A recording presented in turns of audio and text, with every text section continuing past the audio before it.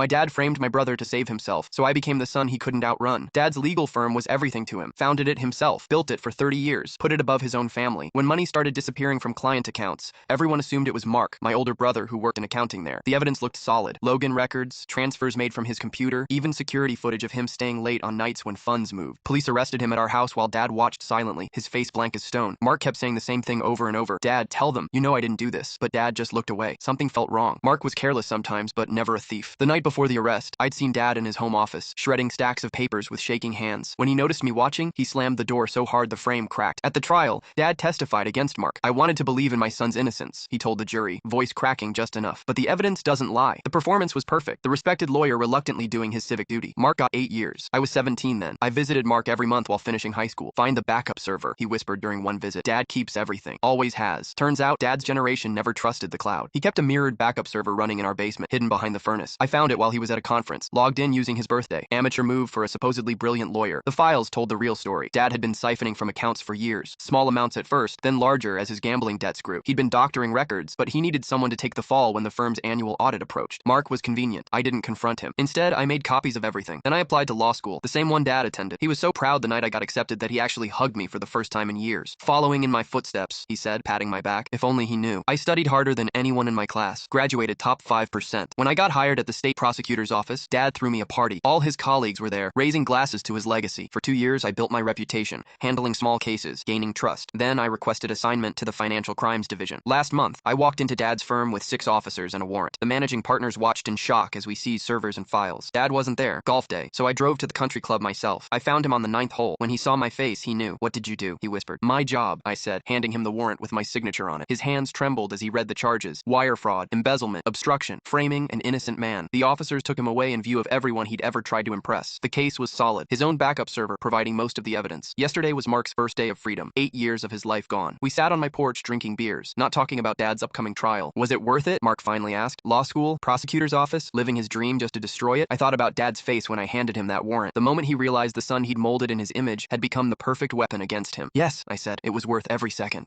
Former undercover cops. What is the craziest thing you had to do to not blow your cover? I was undercover at this small auto shop. The owner had this weird tradition. He'd order pizza whenever we made a big sale. After 6 months, something started bugging me about it. The delivery guys were never in uniform, never the same person twice, always after closing. But the owner was so friendly, treated me like family. I thought I was just being paranoid. Tonight I'm alone, finishing paperwork. Owner walks in at 11 p.m., grinning ear to ear. Great work today. Pizza time. My stomach drops. Every pizza place in town closed hours ago. Guy shows up in a designer hoodie, Rolex watch. As he sets down the boxes, I notice his hands, clean, manicured, gold rings. Who delivers pizza looking like that? The owner hands him a stack of cash. Way too much for pizza. I keep my face blank, but my heart's racing. Then I see something that makes my blood run cold. 6 months of deliveries and I'd never noticed before. The boxes, completely dry. No grease stains, not a single one. The owner opens a box, grabs a slice. Here, try this one. His smile doesn't reach his eyes. I knock over my coffee. Sorry boss, let me clean this up. Slip away to the bathroom, call back up. Turns out those pizza boxes, full of cocaine. Each delivery guy was from a different cartel, and me spilling that coffee saved my life. The slice they offered was laced. They were testing if I was a cop.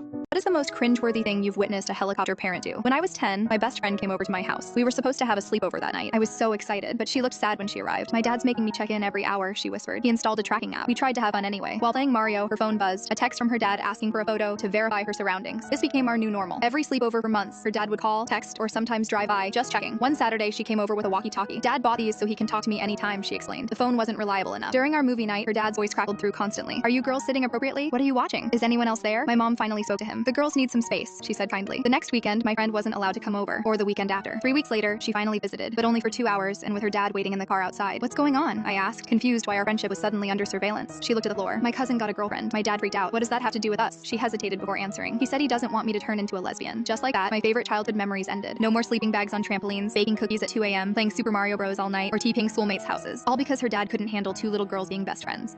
I found out my school's no phones policy backfired in the most epic way possible. Our new principal was obsessed with banning phones. He installed metal detectors and made everyone drop their phones in locked boxes every morning, saying it would improve our focus. But what he didn't know is that we were planning the greatest phone switcheroo ever. For weeks, we collected broken phones from everyone we knew. Family members, neighbors, even the local repair shop gave us their broken ones. Then one Monday morning, all 400 seniors brought in their real phones and a broken one. When the metal detectors went off, we'd hand over the broken phones and keep our real ones hidden. By lunch, the principal was bragging to the school board about confiscating hundreds of phones. He even sent out an email to all parents about about his successful new policy. That's when we made our move. Every single student reported their phone as stolen to the police. Within hours, cop cars surrounded the school. The principal's face turned ghost white when he opened those boxes in front of the officers. Hundreds of smashed screens, missing batteries, and phones that hadn't worked in years. He had to explain to the police why he was hoarding broken phones, while 400 stolen phones were still missing. The school board wasn't happy about the police investigation or the angry parents. Turns out they never approved his extreme phone policy in the first place. He resigned the next day, and we got our normal phone rules back. Sometimes the best way to fight a bad rule is to follow it perfectly and watch everything fall apart.